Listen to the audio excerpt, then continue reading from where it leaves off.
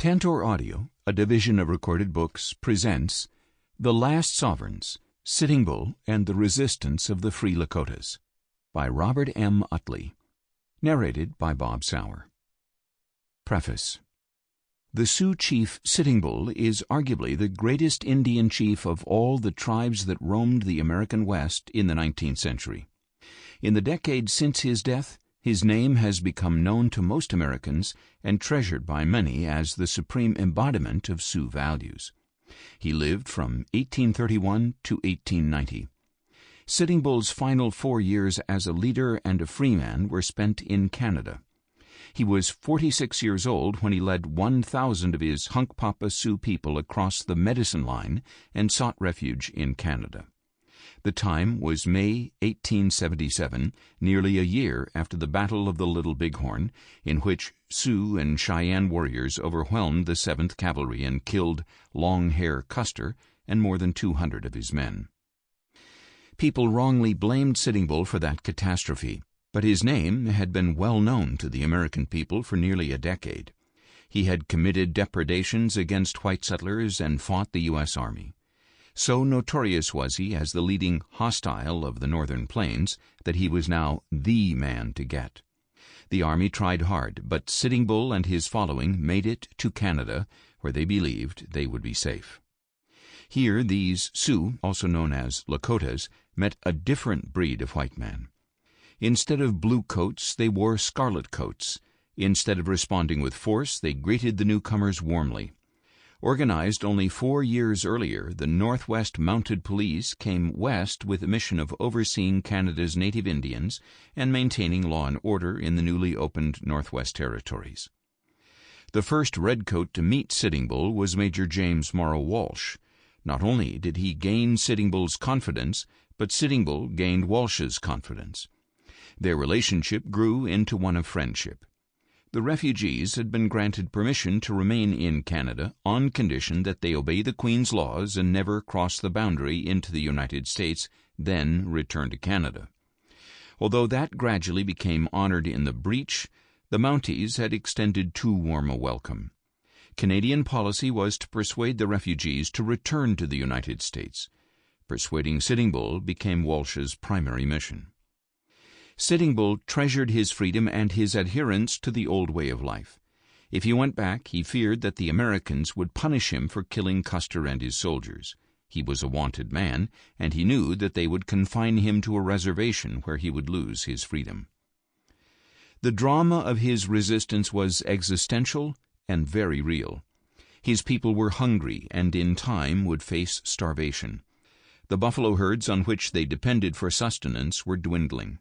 To add to this threat, the indigenous Canadian tribes also depended on the scarce buffalo, and they regarded the Lakotas as interlopers preying on their food source. Hostility dogged Sitting Bull from these tribes throughout the Canadian years. Although simply stated, all of the elements of Sitting Bull's Canadian life involved complex decision-making that troubled him constantly. He was the great Lakota chief responsible for thousands of resistors under grave threat constantly. A tale of drama, tragedy, success, failure, poignancy, friendship, hostility, controversy, dispute, and a host of highs and lows define the story of the last free Lakotas and their effort to create a new life in a new home. This book began several years ago as a simple story of a friendship between Sitting Bull and Major Walsh. As I worked on it, however, a larger story took shape. The friendship still played its part, but it was overshadowed by Sitting Bull's struggle to remain free, to resist coercion into the white man's ways, and to continue to live in safety the way Lakotas had always lived. This story of resistance and struggle became the dominant story. The story of the last free Lakotas gives us a new appreciation of native resistance in the waning years of indigenous free life. The drama of these 4 years is at times heroic and thrilling, at other times heartbreaking and brutal. As the fortunes of these last free Lakotas change, we follow Sitting Bull to the climax of both his life and the free life of the Lakotas. The Last Sovereigns is an outgrowth of a full biography of Sitting Bull that I wrote in the late 1980s, The Lance and the Shield, The Life and Times of Sitting Bull. The Canadian years are treated in that book too, but not in the detail I've always believed they deserved. Sitting Bull's character and personality emerge more clearly during the Canadian Resistance. Several other books have chronicled these 4 years, but in my judgment only one has merit. It is included in the bibliography under the name Manzione. My biography was reissued in 2008 as a paperback with the title Sitting Bull, The Life and Times of an American Patriot. American patriot applies to Sitting Bull only in the ironic sense that, unlike some American Indian chiefs, his certitude in the validity of the traditional Sioux way of life, in other words, the first American way of life, never dimmed. 1. Sitting Bull. Rosebud River, Montana, 1869. Chiefs of all 7 Lakota tribes gathered at the call of the powerful Hunkpapa chief Four Horns. The 7 tribes, Hunkpapa, Oglala, Miniconjou, Sansark, Two Kettle, Brule, and Blackfeet, maintained loose bonds of friendship with one another and, when necessary, alliances in warfare against other tribes. But each followed its own hierarchy of chiefs. Four Horns worried that the previous year's treaty with the Washichus, the white people, would disturb the solidarity of the Lakota tribes. He proposed that they choose a head chief of all the tribes, one concerned with all decisions of war and peace.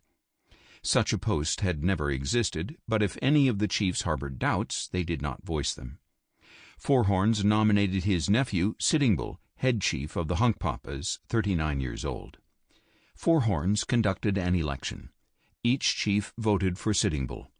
Four Horns then addressed the new chief. For your bravery on the battlefields and as the greatest warrior of our bands, we have elected you as our war chief, leader of the entire Lakota nation. When you tell us to fight, we shall fight. When you tell us to make peace, we shall make peace. Sitting Bull, singing songs of his own composition, led a grand parade through the village. He had achieved the highest distinction of his life. An even higher distinction, however, lay beyond his own Lakota world. History has judged him to be among the greatest chiefs of Western American Indians, perhaps the greatest chief of all. Chief Joseph of the Nez Perce was a great chief, as were Cochise and Mangus Colorados of the Apaches, Dull Knife, Two Moons and Roman Nose of the Cheyennes, Quannaparker and Buffalo Hump of the Comanches, and Lone Wolf and Satanta of the Kiowas. When Sitting Bull lost his freedom, the last of the Sioux to surrender autonomy, he was the last of the Indians of the West except for a handful of Apaches who followed Geronimo, who surrendered 5 years later. Singular as Sitting Bull's story is, he was not alone among the chiefs named in struggling to break the grip of the white man over his life and destiny. They all shared that struggle in one way or another. All longed to sustain the sovereignty and way of life that they or their ancestors had enjoyed before the white man arrived, and all succeeded either briefly or for a longer period until they met the same fate as Sitting Bull. An expanding group of distinguished scholars probed the quest of most of the tribes that now inhabit North America for cultural, political, and geographical autonomy. As this story recounts, Sitting Bull was the last. Tatanka Iotanka, his Lakota name, represented an unyielding buffalo bull sitting on his haunches. Sitting Bull's life reflected the image, unyielding against the forces that would harm his people. Born in 1831, by the 1860s Sitting Bull had ascended to head chief of the Hunkpapa tribe of the Teton Sioux, or Lakotas. An exceptional leader, he bore a host of war honors and exerted potent influence in tribal councils and men's societies. Nobility, patriotism, and devotion to his people heightened his stature, and the spirituality of the holy man broadened it. Early in his adult life he evolved into the embodiment of the 4 cardinal virtues that defined Lakota manhood: bravery, fortitude, generosity, and wisdom. By age 45, not yet head chief of all the tribes, Sitting Bull had become an old man chief, one so distinguished and valuable that his people expected him to stay out of battle. Power and prestige never diluted Sitting Bull's human touch. Whether speaking to a tribe or individual, an adult or child, he always had time to advise, encourage, sympathize, explain, or simply converse. He loved his people, and they loved him. In short, Sitting Bull was a paragon of Lakota leadership and humanity. Sitting Bull had reached this height of veneration largely through war, the principal means of developing and exhibiting the cardinal virtue of bravery. The traditional Hunkpapa enemies were the Crow and Assiniboine tribes. These tribes ranged west and north of the Hunkpapa domain along the upper Missouri River. During his early years, Sitting Bull bore the name Slow. At age 14, however, he attached himself to a party of 10 men setting forth on a foray into Crow country. War parties often allowed novices to go with them to tend to camp chores. When the warriors spotted a dozen crows and charged, Slow joined them. He targeted one crow who tried to break away from his companions. Overtaking his quarry, Slow smashed him on the head with his tomahawk and knocked him from his pony. Although another Hunkpapa dismounted and killed the crow, Slow had counted first coup. A first coup, especially by one so young, was a singular triumph. It catapulted him to the rank of warrior. He could now wear a white eagle feather in his hair. In celebration, his father conferred his own name on his son, Tatanka Iotanka, Sitting Bull. Counting first coup on an enemy was Sitting Bull's first war honor, the first of many that would stamp him as the epitome of the first of the cardinal virtues, bravery. Sitting Bull's war record unfolded swiftly. Only a year later, at age 15, he fought in a battle with Flathead warriors. With both sides arrayed in lines facing each other, the 15-year-old ran the daring line, a common means of demonstrating bravery by galloping the length of the enemy line and exposing himself to their fire. Bullets and arrows sought the youth as he spurred his horse in front of the Flathead warriors. One hit him in the foot. The wound qualified him for a second feather, this one red. Sitting Bull became so adept at fighting that enemy tribesmen recognized him. On his swift horse Bloated Jaw he usually got into the battle first. Crow, Assiniboine, and Flathead warriors noticed whom they faced and put up a confused fight or fled altogether. Exploiting the value of his name, his followers shouted a battle cry, Tatanka Iotanka Tahokshila, we are Sitting Bull's boys. In 1857, Sitting Bull's war record elevated him to the rank of war chief of the Hunkpapa tribe. In the same year, at a tribal gathering at the mouth of Grand River, 4 distinguished men placed his name in nomination for head chief of the Hunkpapa tribe. The tribe approved.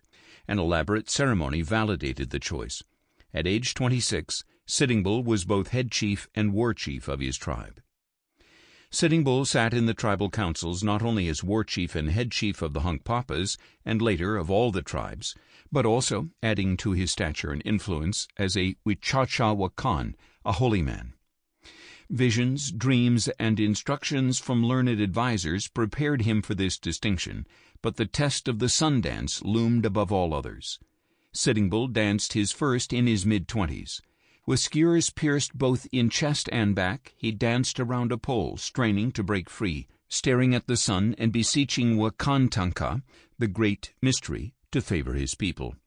Before the skewers tore through his chest and back, he received an answer. Wakantanka gives you what you ask for. Wakantanka will grant your wish. One bull recalled that after this first sun dance, Sitting Bull danced often. He wanted to learn to love his God and his people. He danced so frequently that in later years heavy scars marked his chest, back, and arms. As one of many examples of the Wichacha-Wakan calling, Sitting Bull was a prominent dreamer, singer, and composer. Most of his dreams and the songs he created to express them centered on buffalo, wolves, and birds. He had a special affinity for birds, expressed in one incident. As he lay sleeping at the foot of a tree, he dreamed that a colorful bird perched above him. Interrupting the crashing noise of an approaching beast, the bird instructed the sleeping man not to move.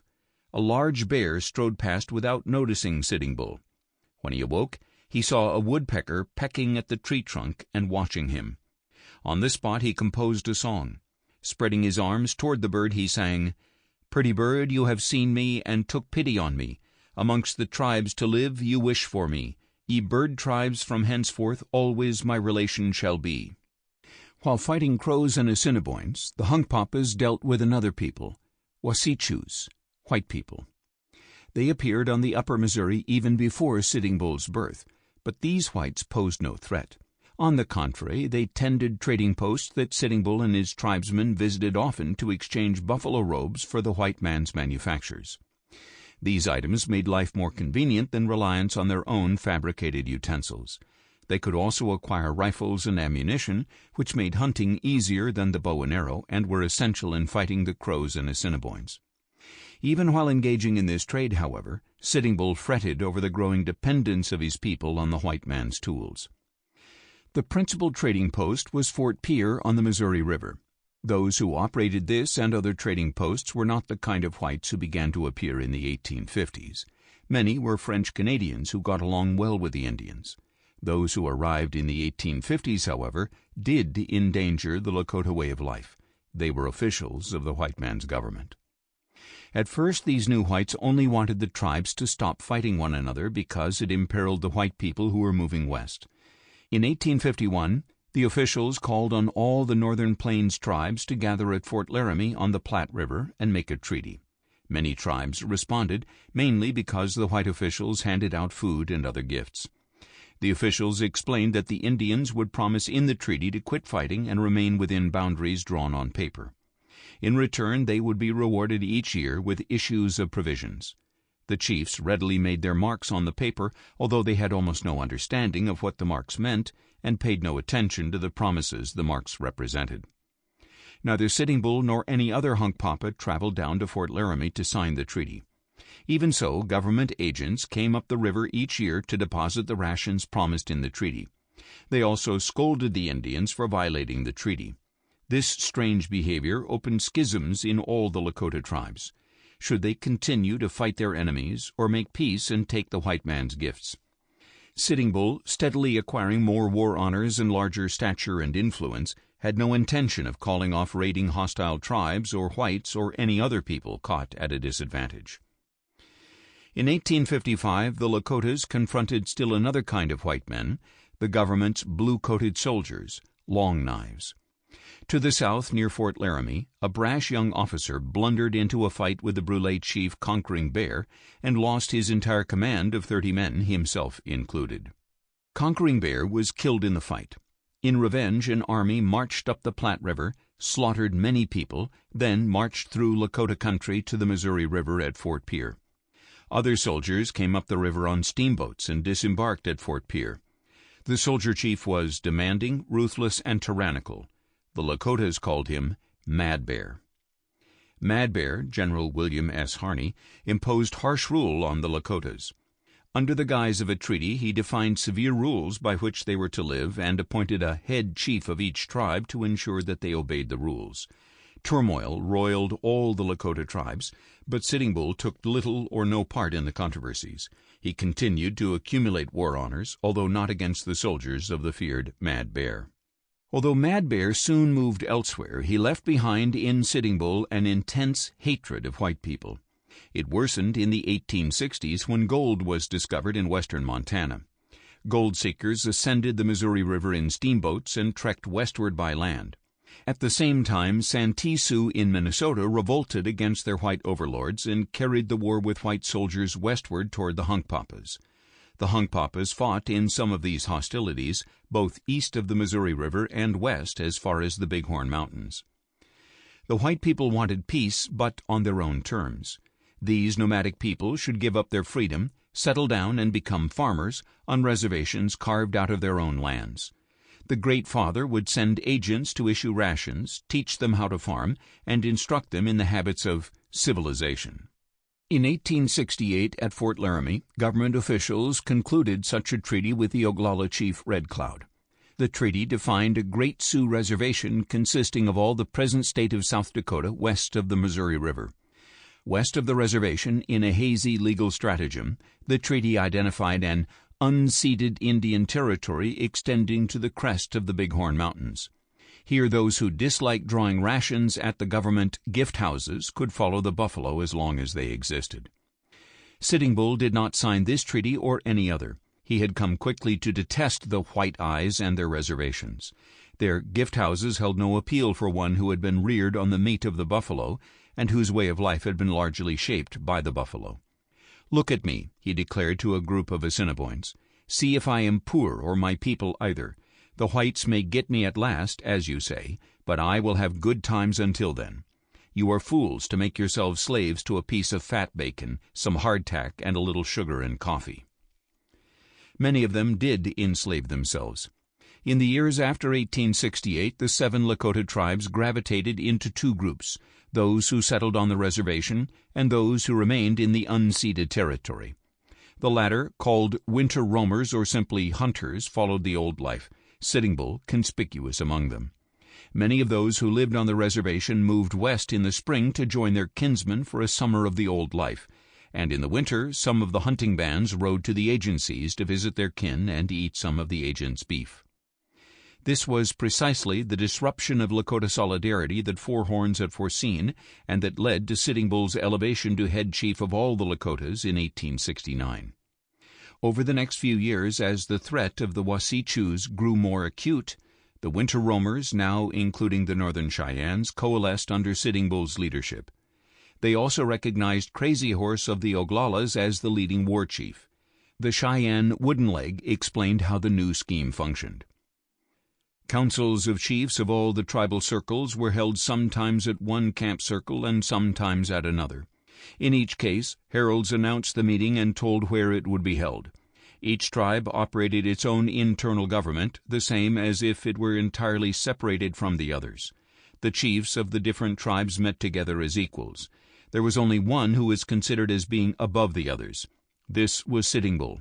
He was recognized as the one old man chief of all the camps combined. The winter roamers wanted nothing more than to be left alone in the buffalo ranges and occasionally to visit the trading posts along the Missouri River. Sitting Bull and Crazy Horse regarded as their homeland the mountains and plains that the white officials called the unceded territory. The two agreed that they would fight only in defense. They would quit attacking the army forts on the Missouri River, but they would fight for their homeland if invaded. An invasion seemed imminent in the summer of 1871. They knew about the Iron Horse because they sometimes raided the ones chuffing up the Platte River Valley in Nebraska. More ominously, they saw another railway advancing across the prairies east of the Missouri River. Surveying parties for this railway, the Northern Pacific, appeared on the Elk River, the Yellowstone. Long knives guarded them. Angry Lakotas watched and in the autumn served notice at a Missouri River fort that any further encroachment would be resisted. In summer 1872, the Bluecoats came back. The Lakotas resisted. They attacked one group and so frightened them that they abandoned their mission. This was the Battle of Arrow Creek, August 14, 1872, where Sitting Bull's bravest and most memorable feat occurred. The warriors attacked soldiers fortified in a dry riverbed. As the two sides exchanged fire, Sitting Bull calmly collected his pipe regalia and slowly walked out between the lines. He sat and began to fill his pipe. "Who other Indians wish to smoke with me, come," he shouted.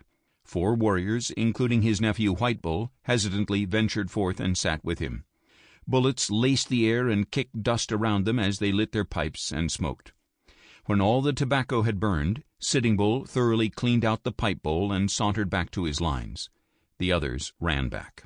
While Sitting Bull and his warriors engaged the soldiers at Arrow Creek, farther east the efficient Hunkpapa war chief Gall was engaging the soldiers who had guarded the eastern party of railroad surveyors. Shortly, Sitting Bull arrived, and he joined Gall in setting up an early morning ambush while the soldiers were breaking camp for the day's march. Several hundred warriors charged on horseback, while 200 more fired down from positions on the adjacent bluffs. The soldiers corralled their wagon train and formed in line. Others tried to climb the bluffs to dislodge the warriors firing there. As the fight raged, Sitting Bull ascended the bluffs, stood behind a large rock, and shouted his name. If a railroad were built, he declared, there would be no more Indians. Therefore he had summoned all the tribes who would soon come and kill all the soldiers and railroad workers. The soldiers came again the following summer. Sitting Bull's village of about 400 lodges of Hunkpapas and Miniconjus stood on the northern bank of the Yellowstone, in the path of the advancing soldiers. This year they were horsemen under the officer they would soon know as Longhair, George Armstrong Custer. A party of warriors sought to decoy the advance guard into an ambush. Longhair himself commanded these cavalrymen. He pretended to be decoyed, but at the last moment swiftly took cover in a copse of trees and repulsed repeated attacks until the main column arrived and fired a cannon. The Lakota village moved swiftly up the valley and crossed to the south side near the mouth of the Bighorn River. Sitting Bull sent runners to summon more warriors from a large village on the lower Bighorn. With Oglalas, Sonsarks, and Cheyennes added to his force, Sitting Bull returned to resume the fight. Early on August 10th, he strung a line of warriors on the rocky slopes across the river from the cavalry camp and opened fire. The soldiers returned fire, and the two sides fired at each other most of the day. Sitting Bull and White Bull sat on the incline watching the firing. Twice a contingent of warriors crossed the river to entice the soldiers into a fight. Both times they were successful, but were driven from the field by the cavalry. Late in the day, infantry arrived with artillery, which blasted the slope opposite the soldier bivouac with cannon shell. The battle ended, with all the Indians drawing off to the southwest. The clashes of 1873 forced Sitting Bull's followers out of the Yellowstone Valley. Even so, the railroad people quit coming. Sitting Bull and the chiefs believed that they had won. They had not. Forces beyond their comprehension achieved that. The panic of 1873 had plunged the Northern Pacific into bankruptcy and halted construction. But the white people had not lost interest in Indian land. In summer 1874, soldiers under Longhair Custer marched from a new fort on the Missouri River, named Fort Abraham Lincoln, and entered the Black Hills, a special place to the Lakotas that lay within the Great Sioux Reservation. This expedition met no resistance, but it did confirm what white people suspected: the Black Hills contained gold. The soldiers had scarcely left before gold seekers swarmed into the hills. Four Horns's apprehensions proved correct. Tensions on the reservation pitted chiefs and headmen against government agents. Although the Northern Pacific Railway had been stopped by financial breakdown, both General William T. Sherman, head of the Army, and General Philip H. Sheridan, commanding the military division of the Missouri in Chicago, knew that they would have to fight for the railroad. Bankruptcy postponed the conflict, but the Black Hills hastened it. Soldiers in the Black Hills did not violate the Treaty of 1868, and General Sheridan wanted to build a military post there to keep watch on the Red Cloud and Spotted Tail agencies to the south. The Indians resented the invasion but did not contest it. Prospectors in the hills did antagonize them. They called Custer's route the Thieves' Road. When the government tried to buy the hills from them in 1875, Sitting Bull joined with the other hunting chiefs to reject the offer. President Ulysses S. Grant faced a dilemma: honor treaty requirements or find a way to open the hills to miners. That set the stage for the Great Sioux War that began in 1876. To solve the president's quandary, top generals and officials of the Indian Office contrived a cause for war. Sitting Bull's warriors were intimidating the friendly tribes along the upper Missouri River. Runners set forth from the agencies with an ultimatum ordering the Lakota tribes to report to their agencies by February 1, 1876, or the soldiers would march to force them in. None of the people contacted took the order seriously. Moving their villages in winter was difficult and hazardous, and they could talk to government agents when convenient. The deadline came and went, and the soldiers marched. Reacting to the threat of the soldiers, the tribes of winter roamers came together. During spring 1876, about 500 lodges moved among the rivers flowing north in the Powder River country, seeking buffalo. They looked to Sitting Bull for leadership, as recalled by the Cheyenne Wooden Leg. He had come into admiration by all Indians as a man whose medicine was good, that is, as a man having a kind heart and good judgment as to the best course of conduct. He was considered as being altogether brave, but peaceable.